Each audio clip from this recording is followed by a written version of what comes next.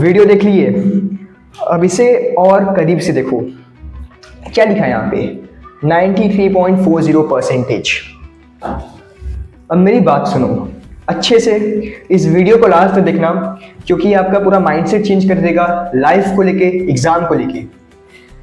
अब ये ट्रॉफी मिल गया था मुझे, तो क्या ये चीज़ का गारंटीड है कि मैं लाइफ में सक्सेसफुल होऊंगा ही होऊंगा? क्योंकि मैं 10th में 90% आया है, 93% आया है।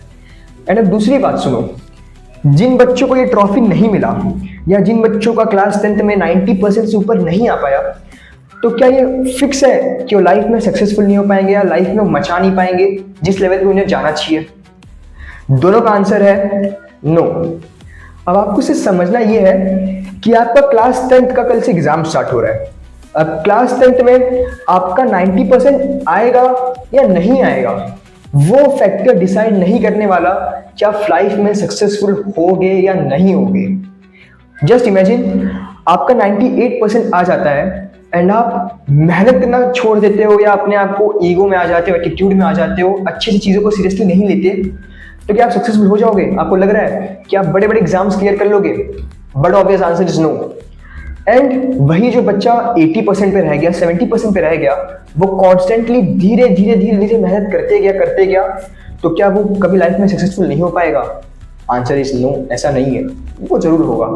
तो आपको यही समझना है कि ये 90% डिसाइड नहीं करेगा, ये 80% डिसाइड नहीं करेगा, ये 70% डिसाइड नहीं करेगा कि आप लाइफ में सक्सेसफुल होगे या नहीं होगे। डिसाइड एक चीज करेगा कि आप मेहनती हो। अगर हो तो कोई चीज आपको रोक नहीं पाएगा। इस फील्ड में नहीं तो उस फील्ड में आप मचा के आओगे, इस चीज की गारंटीड है। अब आप बोलोगे यार भैया, आप तो बोलने की बात है, आप तो 10th पास कर लिए, 12th पास कर लिए, तो आपको क्या पता? यार मैं भी उसी फेज से पास हुआ हूँ जिस फेज में करंटली आप हो। अभी आपके दिमाग में पता क्या चल रहा है कि कल मेरा बोर्ड एग्जाम है, कैसा सिनेरियो रहेगा एग्जाम हॉल में, सेंटर में क्या रहेगा, क्या होगा, कैसे होगा। थोड़ा सा क्यूरियोसिटी है और हल्का सा डर भी है, क्योंकि जिंदगी का सबसे पहला इंपॉर्टेंट एग्जाम देने जा रहे हो।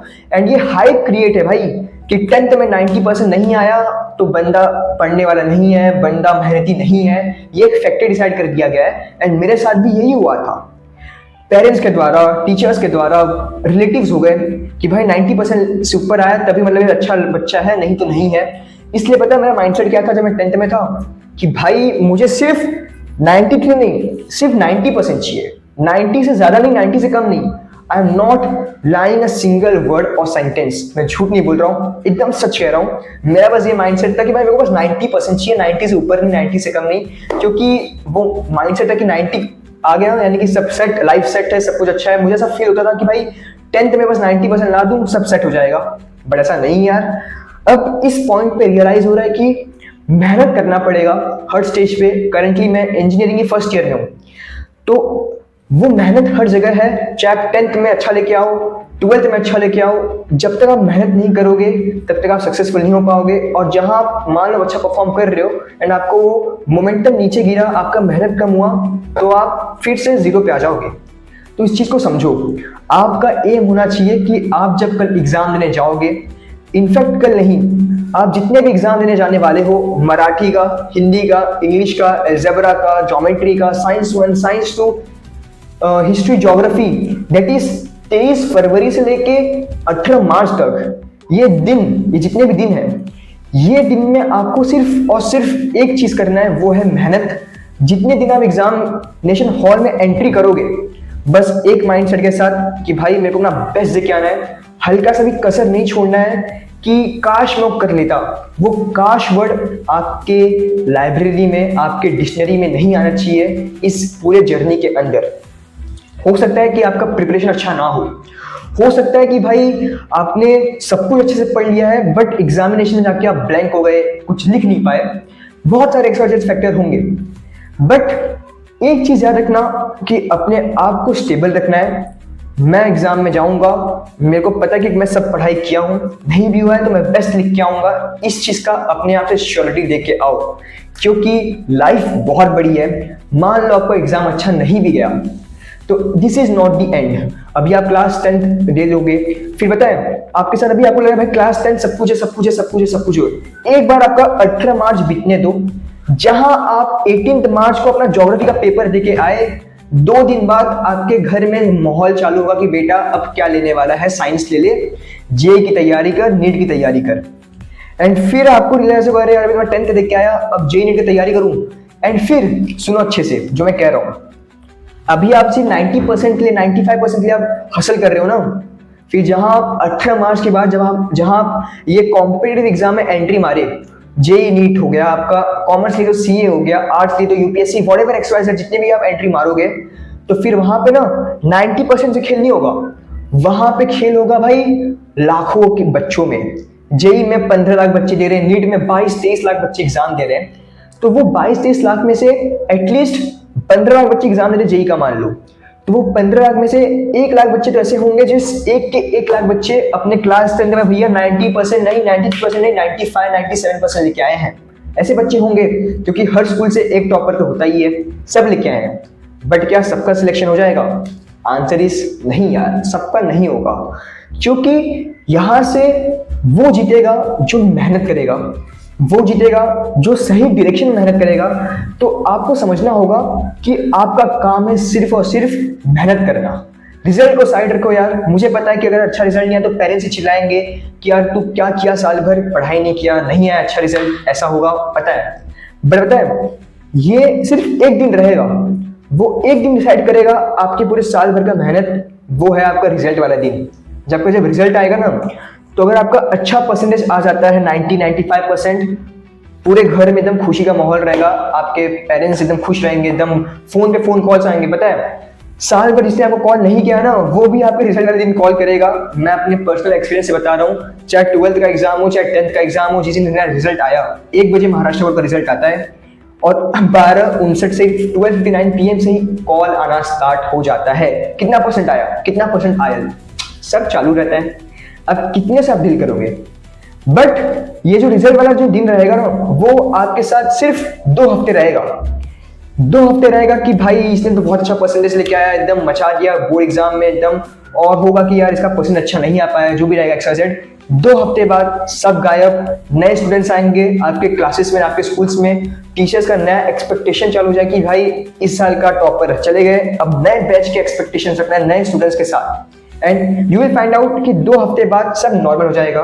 मैं खुद बता रहा हूँ, मेरा रिजल्ट आया, बड़ा खुशी का माहौल था, मेरा बैनर छपा था, हर जगह हुआ था, सिर्फ 2-3 हफ्ते था, फिर सब गायब। फिर अपना नए जर्नी में लग गए, भाई अब साइंस ले रहे हैं, 11th से प्रिपरेशन स्टार्ट करो कॉम्पिटिटिव एग्जाम का, सब हो गया। बट यही आपको समझना है कि आपका पेपर कैसा भी जाए, टेंशन मत लो यार, आपने अच्छे से प्रिपरेशन किया है, अपना बेस्ट देके आना है। हो सकता है कि आपको फील हो कि पेरेंट्स रिजल्ट ही जज करेंगे, होता है, बट अगर आपने सच में मेहनत किया है ना, और अगर आप अपने आप से कह के आ गए कि भाई मैंने अपना बेस्ट दिया था, रिजल्ट मेरे फेवर में आया या नहीं आया वो सेकेंडरी है, मैं अपना बेस्ट दे के आया, बस वो रिजल्ट वाले दिन ना आपको हल्का सा भी रिग्रेट नहीं होगा। भले ही आपको डांट पड़े सब कि यार तेरा अच्छा परसेंटेज नहीं आ पाया, बट अंदर से आप सेटिस्फाई रहोगे, क्योंकि एक चीज याद रखना, मन के हारे हार है, मन के जीते जीत। अगर आप अपने आप से हार गए तो दुनिया आपको ऐसे चुटकी में हरा देगी, और अगर आप अपने आप को संभाल के रखे, अपने आप से अंदर से स्ट्रांग रहे कि चल कोई बात नहीं, अच्छा परसेंटेज नहीं आ पाया, आगे मेरे पास बहुत अपॉर्चुनिटीज है, मैं मचा ले जाऊंगा, तो लोग आके 50 लोग आपके कान में भी आके कहना कि भाई तू सक्सेसफुल नहीं हो पाएगा, बोलने देना, क्योंकि you believe in your self. बस अपने ऊपर बिलीव रखना है। सारे पेपर्स में आपको अपने पेरेंट्स का आशीर्वाद लेके जाना है, आपके टीचर्स का आशीर्वाद आपके साथ है, आपके जो क्लोज वंस है, आपके मेंटोर्स जितने भी हैं, सबका आशीर्वाद आपके साथ रहेगा। आपको सिर्फ अपने साइड से मेहनत करना है, अच्छे से तैयारी करो, बिना कोई स्ट्रेस लिए, टेंशन मत लेना। क्लास 10th का एग्जाम देने जा रहे हो, कोई ये चीज डिसाइड नहीं करेगा आपका जर्नी कैसा होने वाला है, क्योंकि आपके पास बहुत अपॉर्चुनिटीज अभी आने वाले हैं, चाहे वो 12th बोर्ड का एग्जाम हो, चाहे आप कोई मान लो साइंस ले रहे तो जेई नीट हो जाए, सीटी हो जाए, सीए हो जाए, जितने भी एग्जाम्स हो, अपॉर्चुनिटीज आपको हर एक स्टेज पे मिलेगा। बस मैटर ये करता है कि क्या आप उसको सही टाइम पे उसको यूटिलाइज करने के लिए आप रेडी हो। अगर हो तो फोड़ के आओगे, लाइफ में मचा ले जाओगे, इसकी कोई डाउट ही नहीं है। तो बस ये चीज याद रखना। तो अपने दिमाग से ये प्रेशर हटा दो 90% वाला, 95% वाला, या ये डर हटा दो कि मेरा कुछ पढ़ के नहीं हुआ है। आपका सब हुआ है, अपने आप के अंदर बिलीफ लाओ कि मैं फोड़ के आऊंगा, जो होगा देखा जाएगा, किसी चीज से मत डरो। आपका सिंपल सा एम है, एग्जाम हॉल में जब एंट्री करोगे अपने आप से कह देना कि आज का मेरा बेस्ट पेपर होगा। एग्जाम हॉल से बाहर आओगे, बस अपना को कहना कि जैसा गया पेपर अच्छी बात है, अब मेरा फोकस है नेक्स्ट पेपर पे। एक पेपर को लेके बैठ मत जाना कि भाई यार मराठी का पेपर अच्छा नहीं गया तो हिंदी का भी अच्छा नहीं जाएगा। मेरी बात सुनो, एलजेब्रा का पेपर पता है 2023 का बोर्ड एग्जाम का पेपर देखना, एलजेब्रा का पेपर महा इजी आया था, उसके लिए 4 से 5 दिन का छुट्टी मिला था हम लोग को। एंड जब मैं एग्जाम हॉल में एंट्री मारा, मेरे को ऐसे डर था एलजेब्रा को लेके, बिकॉज मेरे को मैथ्स हल्का सा डर लगता था। अब वो डर खत्म हो गया है, बट मेरे को 10th तक मेरे को डर रहता था मैथ्स का कि भाई मैथ्स मेरा अच्छा नहीं है, स्ट्रॉन्ग नहीं है, ऐसा मेरे को फील था। जबकि एलजेब्रा का पेपर मेरा पूरा 10th भर मेरा उसको 40 में से 35 प्लस आया है, चाहे क्लासेस का एग्जाम हो चाहे स्कूल का एग्जाम हो। ज्योमेट्री में टफ चलता था भाई, ज्योमेट्री में मैं 30 क्रॉस कभी नहीं कर पाया अपने स्कूल क्लासेस के एग्जाम्स में। फिर यू वॉन्ट बिलीव, एग्जाम में देके आया अलजेब्रा का, बाहर मतलब क्वेश्चन पेपर आया और हॉट्स में ने भी लंका लगा दिया। अब मैं जब एग्जाम हॉल से बाहर निकला तो भाई बहुत भीड़ रहता है बच्चों का, मतलब अलग अलग सेंटर से लोग आते हैं, अलग अलग स्कूल से बच्चे आते हैं, सब डिस्कस कर रहे हैं। अपने दोस्तों से पूछा सबसे, भाई महा इजी पेपर था, और सच में पेपर बहुत इजी आया था। इनफैक्ट टेक्स्ट बुक के क्वेश्चन आए थे उसको घुमा के प्रिंट करके आया था, हॉट्स की बात कर रहा हूँ। एंड मुझे एक्सपेक्ट था कि भाई मेरा 30-32 तक आएगा मार्क्स, उससे ज़्यादा नहीं आ पाएगा। एंड मेरा ड्रीम था कि मुझे सारे सब्जेक्ट्स में, साइंस हो गया, अलजेब्रा हो गया, ज्योमेट्री हो गया, सोशल स्टडीज हो गया, सब में हमको 90 प्लस लेके आना है बोर्ड एग्जाम के अंदर। अब मुझे लगा कि भाई मेरा अलजेब्रा में सिर्फ 32 मार्क्स आ रहे हैं, तो मुझे ज्योमेट्री में फुल मार्क्स लाना पड़ेगा। और दूसरी बात कि ज्योमेट्री में सिर्फ 1 दिन का गैप था, कैसे होगा। और तीसरी बात की, मैं ज्योमेट्री से मेरे को डर लगता था, बट यू डोंट बिलीव, मेरा ज्योमेट्री बहुत बढ़िया गया। वो 1 दिन के अंदर मैं ऐसा प्रिपरेशन किया ना कि मैं ज्योमेट्री मेरा 37 मार्क्स आया आउट ऑफ 40, जो मेरा पूरे 10th के अंदर स्कूल ट्यूशन क्लासेस, मतलब स्कूल क्लासेस के अंदर मॉक्स के अंदर कभी मेरा 35 क्रॉस नहीं हो पाया, 30 क्रॉस नहीं हो पाया। बोर्ड एग्जाम में 37 आया, if I am not wrong 37 plus 35, हाँ हो जाएगा करेक्ट। 92% टोटल ना बोर्ड में बना था, 92 मैथ्स के अंदर ना मार्क्स बना था। तो ये चीज समझना पड़ेगा, मैं हिम्मत नहीं आ रहा। आपको पता है जो इतना भी बताया उसका कंक्लूजन ये है कि मैं अपने आप से हिम्मत नहीं आ रहा कि भाई मेरा अलजेब्रा खराब चला गया है और ज्योमेट्री तो मैं ऐसी वीक हूँ, अब मैं नहीं कर पाऊंगा। मैं अपने आप को फिर से वो कलेक्ट किया, एग्जाम देके आया, थोड़ा सोया, फिर उठा, फिर लगा कि अब ज्योमेट्री में फोड़ के आना है, और यही सेम अप्रोच आपको रखना है। मैटर नहीं करता कि आपका सारा पेपर कैसा जाए, एग्जाम अच्छा गया किसी से मत कहना अपने पेरेंट्स के अलावा कि अच्छा गया।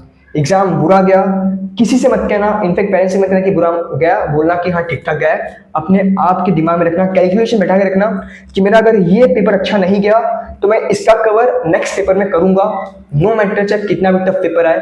अपने आप को एकदम मस्त प्रिपेयर करके रखना। अलजेब्रा का पेपर आएगा, ज्योमेट्री का आएगा, साइंस का आएगा, सब पेपर आएगा। मराठी का पेपर अच्छा नहीं गया तो अपने आप से कहना कि भाई मेरे को हिंदी में एक्स्ट्रा कवर करके आना है, हिंदी अच्छा नहीं गया तो इंग्लिश में करके आना है, और मराठी अच्छा गया हिंदी नहीं गया तो इंग्लिश में करके आना है। वो आपके पूरा जो जर्नी रहेगा 23 फेब से लेके 18 मार्च तक का जर्नी, वो जिगजैग रहेगा, कभी अप कभी डाउन, कभी अच्छा गया कभी नहीं गया। बड़ी पूरी जर्नी में कभी गिव अप मत करना, अपने आप से वो मोटिवेशन मत खोना, अपने आप का वो सेल्फ बिलीव मत लूज करना। बस इतना कर ले जाओगे, मचा क्या होगे क्लास 10th के अंदर भी और अपने लाइफ के अंदर भी, क्योंकि बहुत बड़ी जिंदगी बची है यार। अभी तो आपने उसका 20% भी नहीं जिया है जो भी जीना है। तो अपने आप के लिए थैंकफुल रहो, अच्छे से एग्जाम दे के आना, सारे पेपर आपका अच्छा जाएगा। नहीं गया हताश मत होना, निराश मत होना, क्योंकि life is full of opportunities. The only thing which you have to do is just to work hard and smartly. That's all. मचा के आना, all the very best, and I am with you always 10th के साथ भी।